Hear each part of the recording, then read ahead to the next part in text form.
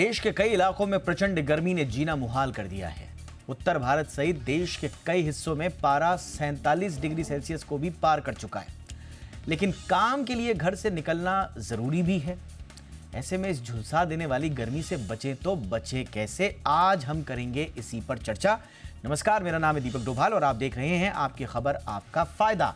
बढ़ते तापमान से बचने के उपायों पर आज करेंगे बात। समझेंगे कि गर्मी के दौरान घर से निकल रहे हैं तो क्या एहतियात बरतनी है, ये गर्मी कब तक चलती रहेगी और 46, 47, 48 क्या इसी तरह का पारा अब देखना पड़ेगा। साथ ही साथ खान पान पर भी बात होगी, पहनावे पर भी बात होगी और समझने की कोशिश करेंगे कि आने वाले कुछ दिनों के लिए प्रचंड गर्मी से बचने के उपाय क्या हैं। पहले आप देखें ये रिपोर्ट।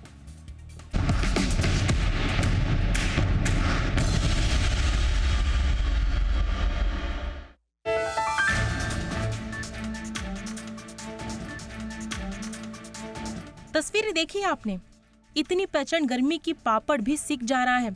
ऐसा ही हाल देश के तमाम हिस्सों में है जहां चिलचिलाती गर्मी ने लोगों का जीना मुहाल कर रखा है। मौसम विभाग की माने तो मई के आखिरी हफ्ते में भी उत्तर भारत सहित देश के तमाम हिस्सों में झुलसा देने वाली गर्मी का कहर जारी रहेगा। चढ़ते पारे के साथ प्रचंड गर्मी ने जीवन को अस्त व्यस्त कर रखा है। खासकर पंजाब, हरियाणा, दिल्ली, राजस्थान, उत्तर प्रदेश, गुजरात और उत्तर पश्चिम मध्य प्रदेश में तापमान हाहाकार मचाए हुए हैं। इन राज्यों में पारा 45 से 48 के करीब बना हुआ है। भीषण गर्मी को देखते हुए मौसम विभाग ने अलर्ट जारी किया है और लोगों को लू से बचने की सलाह दी है। फिलहाल तो भीषण गर्मी ने मई महीने में दिल्ली के 80 साल के रिकॉर्ड को तोड़ दिया है। मई में दिल्ली के सफदरजंग में साल 1944 में सबसे अधिक तापमान 47.2 डिग्री सेल्सियस दर्ज किया गया था। दिल्ली में 80 साल के बाद यह पहला मौका है जब नजफगढ़ में तापमान 47.8 डिग्री सेल्सियस के करीब दर्ज किया गया है। दिल्ली के दूसरे क्षेत्रों में भी अधिकतम तापमान 45 से 47 डिग्री सेल्सियस के बीच बना हुआ है, जो कि सामान्य से 4 से 6 डिग्री सेल्सियस अधिक है। हरियाणा की बात करें तो यहाँ के सिरसा जिले में पारा 47.8 डिग्री सेल्सियस तक पहुंच गया, तो वहीं राजस्थान के झुंझुनू में पारा 47 डिग्री सेल्सियस के करीब बना हुआ है।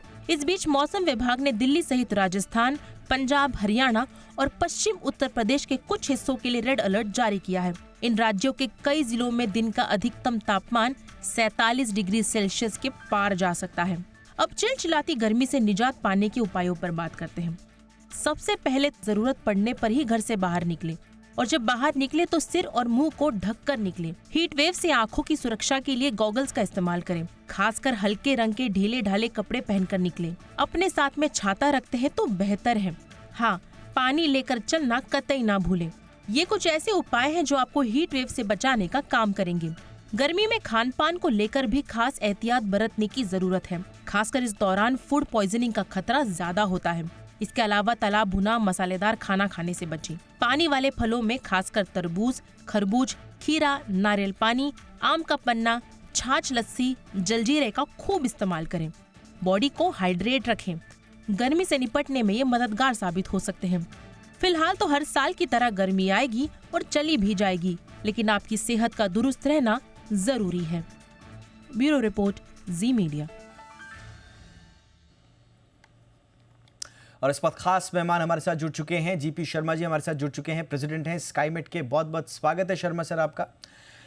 हमारे साथ जुड़ चुके हैं देश के जाने माने स्वास्थ्य विशेषज्ञ doctor Manoj Kumar, senior consultant है फिलहाल मैक्स हॉस्पिटल से जुड़े हुए। बहुत बहुत स्वागत है डॉक्टर मनोज आपका हमारे शो पर। और हमारे साथ हैं Shikha Agarwal Sharma, dietitian and founder fat to slim. Shikha, बहुत बहुत स्वागत है आपका हमारे शो पर। शर्मा सर, चर्चा की शुरुआत हमेशा की तरह आपसे ही। वो पॉकेट्स कौन कौन से हैं सर? अब तो 48 डिग्री टच कर रहा है सर कुछ कुछ इलाकों में। लास्ट टाइम हम बैठे थे तो हम चिंता जाहिर कर रहे थे 45 पे ही। तो वो कौन कौन से पॉकेट्स अभी बचे हुए हैं सर जहां पर इतना डिग्री तक जा सकता है पारा? नंबर 1 और नंबर 2 कब तक? देखिए, पूरा उत्तर भारत इस वक्त ये जो हीट वेव है उसकी चपेट में है और काफ़ी जगह पे सीवियर हीट वेव भी इसी तरह कुछ भागों में है। पंजाब, हरियाणा, दिल्ली, राजस्थान, गुजरात समेत इन सभी क्षेत्रों में हीट वेव है। मैं तो कहूँगा इवन मध्य प्रदेश के भाग और उत्तर प्रदेश के जो पश्चिमी उत्तर प्रदेश के सटे हुए क्षेत्र हैं इनमें भी अभी हीट वेव की स्थिति बनी हुई है।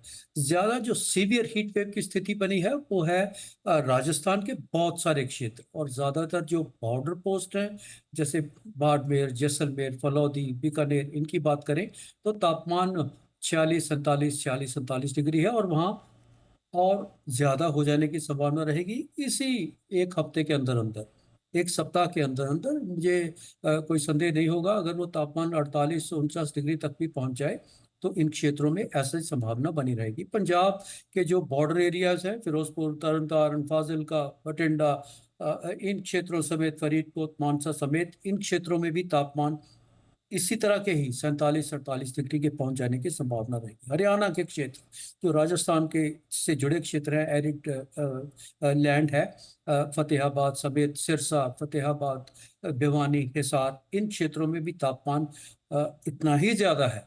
राजस्थान के क्षेत्र तो हैं चूरू समेत, गंगानगर, अनूपगढ़, हनुमानगढ़, इन सभी क्षेत्रों में तापमान सामान्य से 5, 6, 7 डिग्री तक ज्यादा है, जो कि सीवियर हीट वेव की स्थिति वहां बनी हुई है। राहत इनमें अभी संभावित नहीं है।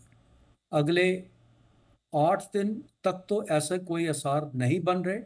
लगभग 8-10 दिन हो भी गए हैं, और लगभग इतना ही समय और भी है जिसमें कि हमें ऐसी कोई संभावना नहीं दिख रही, कोई राहत की संभावना नहीं दिख रही। थोड़ा बहुत 19-21 का फर्क जरूर रहेगा, क्योंकि इतनी हीट के बाद वहाँ कुछ ना कुछ हवा में बदलाव आता है, जैसे दिल्ली में हुआ। और दिल्ली में कल थोड़ा तापमान 2 डिग्री कम था पिछले दिनों से। आज भी ऐसी संभावना लगभग 43 डिग्री के आसपास बनी रहेगी। लेकिन कुछ क्षेत्र ऐसे जरूर रहते हैं हर एक स्टेट में जिनमें कि तापमान लगभग 46-47 के आसपास बना हुआ है, और उसके और बढ़ने की संभावना जरूर रहेगी। जी दीप। माय गॉड, अभी आप कह रहे हैं कि बढ़ने की संभावनाएं और हैं, और जो ज़्यादा कंसर्निंग मुझे लग रहा है कि ये 1, 2, 3 दिन की बात नहीं है, लगभग 8 दिन, जैसा सर ने बताया कि 7-8 दिन से पहले तो आपको राहत मिलने नहीं जा रही, इसलिए एहतियात बरतने बहुत ज़रूरी हैं। अब एहतियात बरतें कैसे हैं? भारत इतना बड़ा देश है, कामकाजी लोग हैं, काम करने को लेकर बाध्यताएं अपनी अपनी हैं लोगों की, ये वर्कफोर्स लेवल पे और कंपनी लेवल पर हर तरह की हैं, तो एकदम मेजर उठा लेना, अपना लेना थोड़े से मुश्किल हो जाते हैं। लोग सोचते हैं कि बस जैसे कैसे कट जाएगा ये गर्मी का समय। डॉक्टर मनोज, लेकिन थोड़ा सा बताएं कि एक ह्यूमन बॉडी पर 46, 47, 48 डिग्री सेल्सियस का क्या इम्पैक्ट हो सकता है सर? जी दीपक जी, सबसे पहले तो मैं शुरुआत करूंगा कि देखिए जो नॉर्मल एम्बिएंट टेम्परेचर है, या जिसको हम कहते हैं फिजियोलॉजिकल वातावरण का जो तापमान है, वो 15 से 24 डिग्री सेल्सियस है। अगर किसी समय अगर 47, 48 की हम लोग बात कर रहे हैं तो निश्चित तौर पे ये एक अनफिजियोलॉजिकल है और हमारे शरीर को बहुत ज़्यादा इफ़ेक्ट करेगा। देखिए हीट वेव जो रिलेटेड मॉर्टलिटी है, जो मृत्यु होती है हीट वेव में, उसमें 25% जो है वो हार्ट डिजीज़ की वजह से होता है। जो मैकेनिज़्म है इसमें, देखिए सबसे इम्पॉर्टेंट मैकेनिज़्म इसमें यह है कि जब आप बॉडी को कूलिंग करने के 2 तरीके हैं, या तो रेडिएशन है या फिर इवेपरेशन है। आप स्वेट करते हो, पसीना निकलता है, पसीना जब इवेपरेट होता है तो बॉडी कूल होती है।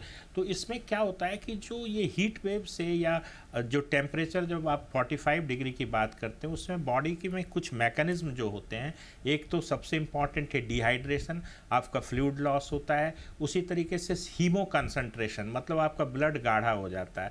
उसके बाद हाइपर कोगुलेबिलिटी, आपकी जो ब्लड की जो चिपचिपापन है या थक्के बनने की प्रक्रिया है वो बढ़ जाती है। इसी तरीके से सिंपैथेटिक, जो आप कहते हैं ना फाइट एंड फ्लाइट रिस्पांस में जिस तरीके से एड्रेनलिन निकलता है, उस तरह की चीज़ें होती हैं। और एक पूरा सिस्टेमिक इन्फ्लामेशन, जो मीडिएटर होते हैं इन्फ्लामेशन के, वो बॉडी में निकलते हैं। तो ये इम्पैक्ट होता है हाई टेम्परेचर का, और इसके रिजल्ट से ये होता है कि आप देखिए कोल्ड से तो बहुत एसोसिएशन लोग करते हैं हार्ट डिजीज़ के, कि कोल्ड में हार्ट अटैक के केसेस बढ़ सकते हैं।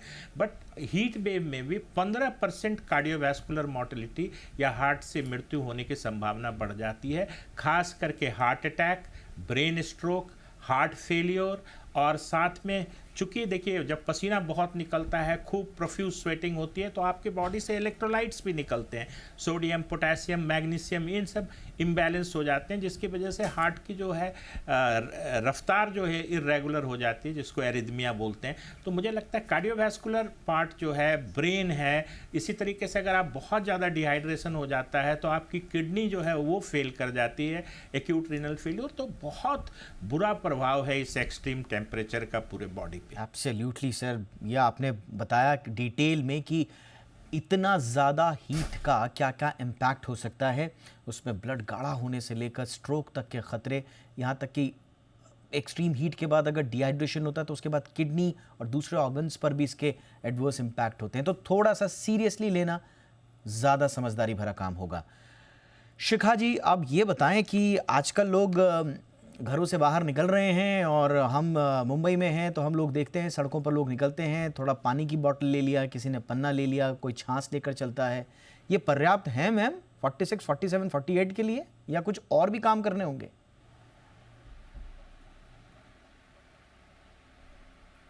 बिल्कुल, देखिए हीट वेव बहुत ज़्यादा, अभी तो गर्मी सिर्फ शुरू हुई है और गर्मी की शुरुआत में ही गर्मी अपना बहुत ज़्यादा असर दिखा रही है, लोगों की हेल्थ बहुत अफेक्ट हो रही है। गर्मी शुरू ही हुई है, लोगों को लू लगती जा रही है और पेट खराब होते जा रहा है, डायरिया होता चला जा रहा है। तो इसमें अपने लाइफस्टाइल पे, अपने खान पान पे बेहद हमें ख्याल रखना है। जैसे कि मैं आज बहुत सारी ऐसी टिप्स बताऊंगी जिसे फॉलो कर सकते हैं जो वर्किंग लोग हैं या घर पे रह रहे हैं या दुकानदार जो दुकान जा रहे हैं, जो लोग ऑफिस जा रहे हैं, जिनकी फील्ड जॉब्स है, मार्केटिंग जॉब्स है। तो देखिए, जो सबसे पहले जो रेगुलर शॉप्स पे जा रहे हैं या जिनकी फील्ड जॉब है, उन्हें कुछ बातों का ध्यान रखना है। कई लोग उसमें फिट रहना चाहते हैं, राइट, तो वो गर्म पानी लेने लग जाते हैं क्योंकि उनको बोला जाता है कि आप गर्म पानी लीजिए, आपको फिट रहना। तो इतनी गर्मी में गर्म पानी ले रहे हैं तो वो बिल्कुल रोक दे, क्योंकि गर्म पानी लेने से उनका शरीर जो है और ज़्यादा हीट जनरेट करेगा और ज़्यादा उनमें गर्मी आएगी और इससे उनके हार्ट पे, उनकी पाइपिटेशन पे, बीपी पे बहुत असर पड़ सकता है। तो हम, अगर आप फिटनेस भी फॉलो कर रहे हो, साथ में बढ़ती हुई गर्मी है, तो आप ठंडा पानी बिल्कुल ले सकते हैं। आप घड़े का पानी लीजिए, सुराही का लीजिए, आप ठंडा कूल रखिए, क्योंकि हमें पानी हमेशा अपोजिट टेम्परेचर के अकॉर्डिंग पीना चाहिए। जैसे अगर बाहर गर्मी है तो ठंडा लीजिए, बाहर सर्दी है तो गर्म लीजिए। पहली चीज ये। दूसरी बात, अगर बाहर आप जा रहे हैं और इतनी लू चल रही है तो कपड़ों का बेहद ध्यान रखना है। इसमें ज्यादा काले कपड़े, ज्यादा भड़कीले रंग ना पहने, जितना हो सके हल्का रंग पहने, हल्के कपड़े पहने, ताकि आपकी बॉडी ज्यादा हीट ऑब्जर्व ना करे। उसके अलावा खान पीन तो बेहद जरूरी है। लोगों को लगता है गर्मी से कपड़ा या एसी या पंखा बचाएगा, नहीं, आपका खान पीन भी आपके बॉडी टेम्परेचर पे कंट्रोल करता है। जैसे कि इतनी बढ़ती गर्मी में अगर आप ज़्यादा तला भुना खा रहे हैं, ज़्यादा सोडियम वाला खा रहे हैं, ज़्यादा ऑयली खाना खा रहे हैं, तो आपकी बॉडी में ज़्यादा हीट जनरेट होगी, जिससे आपकी पाइपिटेशन हाई होगी, जो आपके हार्ट को, आपकी हेल्थ को खराब कर सकती है और आपको गर्मी ज़्यादा महसूस होगी। और मैंने बहुत बारी देखा है, जैसे चलन जो हमारे और हमारे चलते फिरते ऑटो वाले हैं, कुछ कहीं पे छोले भटूरे का स्टॉल होता है या फिर कहीं पे समोसे का स्टॉल होता है, वो जाके सब लोग खा रहे होते हैं इतनी गर्मी में। तो उससे दो इफेक्ट होंगे, एक तो इतना ऑयली खाना उन्हें और गर्म करेगा, और सबसे बड़ी बात, इतना खाना गर्मी में जो बन रहा है और अगर उसमें हाइजीन फैक्टर नहीं देखा जाएगा तो डायरेक्टली वो उनको डिहाइड्रेशन करेगा, उनका पेट खराब करेगा, और पेट खराब होने से डिहाइड्रेशन और ज्यादा हो जाएगी। तो यानी कि आपको आबो हवा के हिसाब से अपना लाइफस्टाइल परिवर्तन भी करना है और ये बहुत ज़रूरी है। एक छोटे से ब्रेक के लिए मैं रुक रहा हूं। ब्रेक के उस पार हम ये समझने की कोशिश करेंगे, एक तो ये मौसम में ऐसे बदलाव क्यों आ रहे हैं? क्या ये मौसम की अतिरेकी चाल है, ये एक्सट्रीम कंडीशंस हैं, या ये एक्सपेक्टेड लाइंस पर ही ये इस तरह के टेम्परेचर्स हमें देखने को मिल रहे हैं? Number one. दूसरा कि टेम्परेचर फ्लक्चुएशंस में हमारी बॉडी बहुत एक्सपोज हो रही है। आप देखेंगे, आप घर से निकलिए, आप स्वाभाविक रूप से हम में से ज़्यादातर लोग एसी में होंगे। जो लोग एसी में नहीं भी हैं वो अपेक्षाकृत कम गर्म तापमान में होंगे, लेकिन बाहर जाते ही वो अचानक से एक्सपोज हो जाते हैं। फिर किसी शोरूम में घुसिए, मॉल में घुसिए, ऑफिस में घुसिए, एकदम फिर से आप ठंडे उसमें चले जाते हैं। तो ये अचानक से जो हमारी भिड़ंत होती है अलग अलग तापमानों के साथ, क्या इसका कोई इम्पैक्ट पड़ता है? ऐसे बहुत सारे छोटे छोटे सवाल। सबसे ज़रूरी सवाल एक छोटे से ब्रेक के बाद।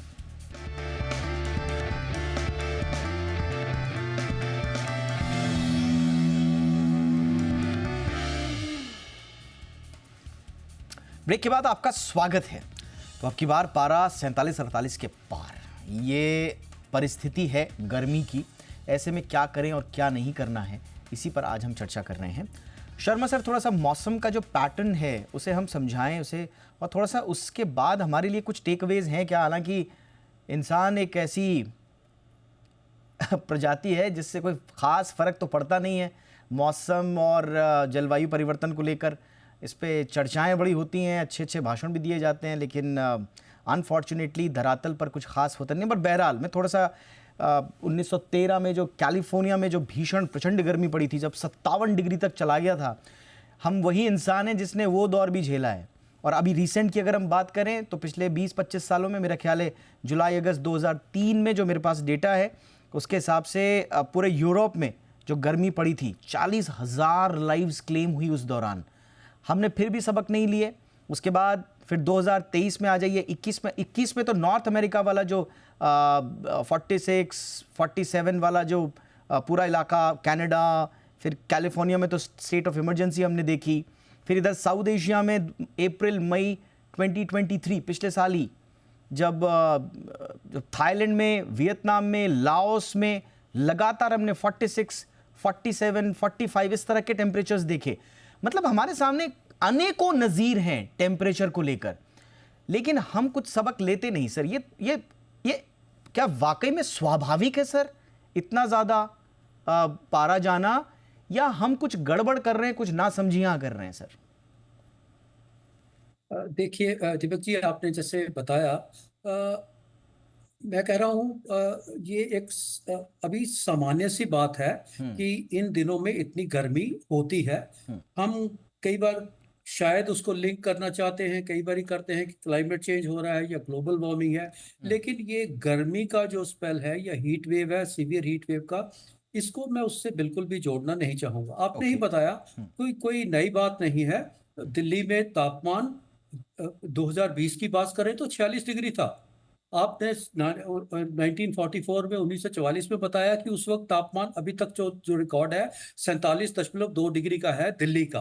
तो उन दिनों तो मतलब हम कितने 60-70 साल पीछे चले गए, तो उन दिनों में भी ऐसे एपिसोड थे। हाँ, परिस्थितियां ऐसी बनी हुई हैं कि अब तो हर कोई अल नीनो और ला नीना के से वाकिफ है, उसकी चर्चा भी होती है और उसका जिक्र आम आता है। तो अल नीनो के चलते ऐसी परिस्थितियां थोड़ी गंभीर बन जाती हैं, और जो कि अभी हैं। और अल नीनो का कोई भी क्लाइमेट चेंज से लेना देना नहीं होता। But sir, sorry to interrupt sir, but correct me if I am wrong, but ये एक्सपेक्टेड लाइंस पर होते थे जितना मैंने पढ़ा है सर इस बारे में।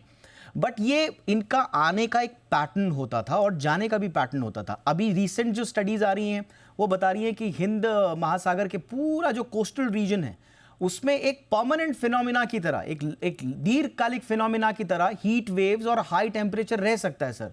तो ये कुछ अनयूजुअल नहीं है, या ये अतिरेकी चाल नहीं है मौसम की सर? देखिए, आपको एक्सेप्शंस हमेशा मिलेंगे। आपने जैसे अभी एग्जांपल दिए, कभी यूरोप का भी दिया। हालांकि क्योंकि मिड लैटिट्यूड्स में इतनी भीषण गर्मी होने की परिस्थितियां बहुत कम बनती हैं। जो साउथ ईस्ट एशिया है, लाओस, वियतनाम, थाईलैंड, ये तो क्षेत्र हैं, ये तो हमारे जैसे ही, जैसे इंडियन सब कॉन्टिनेंट है, ये बिल्कुल उससे मिलते जुलते हैं। इनमें तो बहुत बिल्कुल स्वाभाविक है कि गर्मी के दिनों में ऐसी परिस्थितियां बनेगी। अप्रैल का महीना तो हमारे उत्तर भारत के लिए बिल्कुल ही कंफर्टेबल गुजर गया। हमने हीट महसूस ही नहीं की। हालांकि उन दिनों जो दक्षिण भारत था वो गर्मी से जूझ रहा था। जितना आंध्र प्रदेश के क्षेत्र थे, उसके साथ कर्नाटक के भीतरी भाग, तेलंगाना, वो गर्मी से बकायदा जूझे हैं उन दिनों में। अभी वहां राहत है।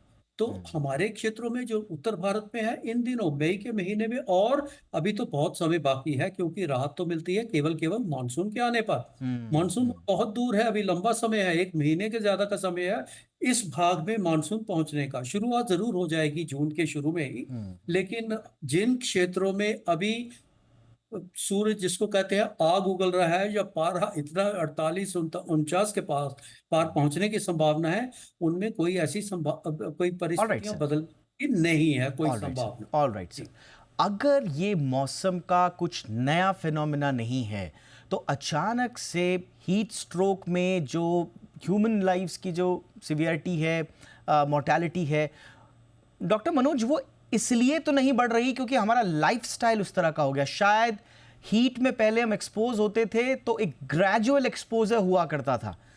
आज हम एसी में बैठे हुए हैं, अचानक से बाहर जाएंगे, अंदर बैठे हुए हैं 18, 20, 21 टेम्परेचर पर, बाहर जा रहे हैं 47, 48 में एक्सपोज हो रहे हैं, ऑफिस आएंगे फिर 23, 24 पर आ जाएंगे। क्या इसका भी कोई इम्पैक्ट होता है सर बॉडी पर, और इसके मेडिकल इम्प्लीकेशंस क्या हो सकते हैं? दीपक जी, आपने जैसे अभी एक यूरोप के जो हीट वेव की बात कही जिसमें 70,000 मौतें हुई थी, तो मुझे लगता है कि उन कंट्रियों में जहां हीट के लिए एडेप्टेशन कम था वहां हीट वेव में ज़्यादा मौतें होती हैं, वहां मोर्टेलिटी हाई होती है। हमारे कंट्री में जो हीट वेव की मोर्टेलिटी है डेफिनेटली देखिए, इंटरनेशनल स्टडीज़ देखिए तो 15%, 12%, बट हर 1 डिग्री सेल्सियस अगर बढ़ता है और ये जब 44 पार करता है तो 2% तो मोर्टेलिटी बढ़ती ही बढ़ती है पर डिग्री। तो मुझे ऐसा लगता है कि एडाप्टेशन एक मैकेनिज्म है बॉडी का जो आपको बचाता है। जैसे जब आप हीट, आपका जो कोर टेम्परेचर है बॉडी का वो बढ़ने नहीं देने के लिए आपके पास जो प्रोटेक्टिव मैकेनिज्म है, देखिए आप हीट जो एग्जॉशन है या जो हीट स्ट्रोक है उसमें क्या होता है, हार्ट रेट बड़ी फास्ट हो जाती है, फिबल हो जाती है, स्किन का जो ब्लड फ्लो है वो बढ़ जाता है इवेपोरेशन के लिए। बट उसका इम्पैक्ट ये होता है कि उसका बॉडी के इंटरनल ऑर्गन या वाइटल ऑर्गन्स में ब्लड सप्लाई की कमी होती है। नौजिया, वॉमिटिंग, गिडनेस, सोचने की क्षमता, ये सारी चीज़ें डिस्टर्ब हो जाती हैं। और हार्ट में जो है ओवर सिंपैथेटिक एक्टिविटी की वजह से हार्ट का भी जो कंजम्पशन है ऑक्सीजन का वो बढ़ जाता है। स्ट्रोक तो बढ़ता है, जो हमने बताया कि ब्लड के थक्के बनने की, जमने की जो प्रक्रिया है वो तेज हो जाती है और इन्फ्लामेशन होता है। इंडोथीलियल डिस्फंक्शन, ब्लड वेसल्स की लाइनिंग भी डिस्फंक्शन हो जाती है। आपने जो बात कही कि आप कम टेम्परेचर से ज़्यादा टेम्परेचर में जाते हैं तो उसमें क्या होता है कि बॉडी को एडजस्ट करने में, एडाप्टेशन करने में दिक्कत होती है, इसका कुछ इम्पैक्ट है। बट मुझे ऐसा लगता है कि जैसे जब भी आप हीट स्ट्रोक होता है या हीट एग्जॉशन होता है तो उसका इमीडिएट रिलीफ वही है कि आप उसको कूलर प्लेस पे ले जाएं। मुझे नहीं लगता है कि ये उतना ज़्यादा इम्पॉर्टेंट है इस मॉर्टेलिटी का या मृत्यु होने का या किसी सिवियरिटी का। मुझे लगता है टेम्परेचर्स का जो लेवल है वो ज़्यादा इम्पॉर्टेंट है बॉडी को एग्जॉस्ट करने में, और यही रेस्पॉन्सिबल है। अगर आपका core body temperature 40 degree centigrade से बढ़ जाता है, 39 डिग्री सेंटीग्रेड से ऊपर आ जाता है तो आपको हीट स्ट्रोक की कंडीशंस बताते हैं। तो मुझे लगता है हीट की जो टेम्परेचर रेंज है वो ज़्यादा इम्पॉर्टेंट है, और आपकी जो यूजुअल टेम्परेचर आप जिस इन्वायरमेंट में, लोकेशन में रह रहे हैं वो क्या है उस पर ज़्यादा डिपेंड करता है। इसलिए जो भी कोल्ड क्षेत्र हैं, जहाँ शीत देश है, वहाँ पे अगर टेम्परेचर सडनली 50-55 होते हैं तो वहाँ डेफिनेटली मौतें ज़्यादा होती हैं। ऑल राइट सर, तो ये रही कि आप अगर फ्लक्चुएशन में जा रहे हैं, टेम्परेचर फ्लक्चुएशंस में आपका एक्सपोजर है, तो वहाँ पर आपके लिए कौन कौन से खतरे हैं। डॉक्टर साहब ने बताया कि बहुत ज़्यादा उसमें चिंता करने की आवश्यकता नहीं है, लेकिन हाँ, टेम्परेचर की रेंज पर ज़रूर नज़र रखी जानी चाहिए। बहुत क्विकली शिखा जी, क्योंकि ज़्यादा वल्नरेबल पॉपुलेशन बच्चों और बुज़ुर्गों की होती है, ऐसे में बहुत क्विकली मैम, समय कम है थोड़ा, इसलिए उनके लिए टिप्स दे दें।